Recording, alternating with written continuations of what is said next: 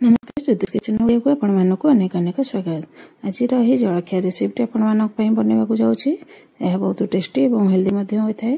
तेज चलतु आपको आम बनवा। तो मुझे ओट्स को प्रथम भाजी नेउछि।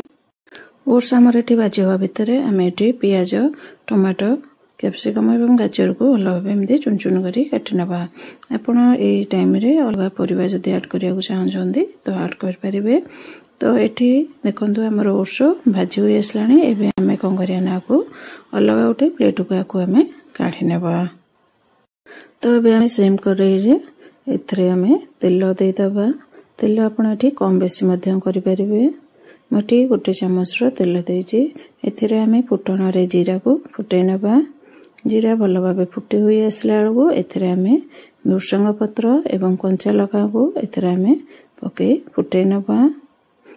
भृषंग पत्र भल भाव फुटीगला आम काटी रखि पियाज को पकई भल भाव टे गोल्डन ब्राउन होला पर्यंत आम आपको भाजी नवा।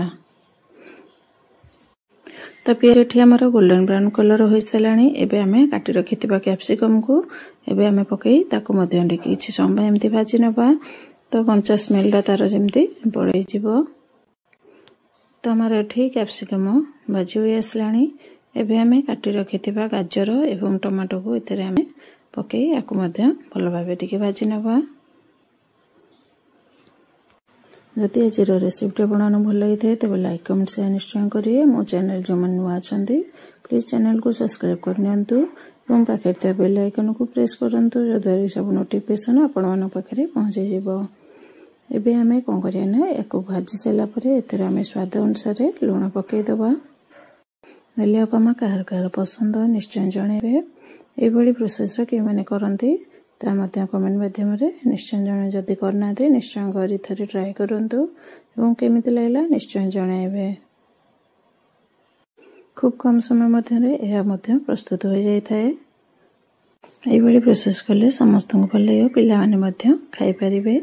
एथरे बहुत प्रकार पनीपरिया ऐड कर पारिबे जहाँ बहुत हेल्दी होता है।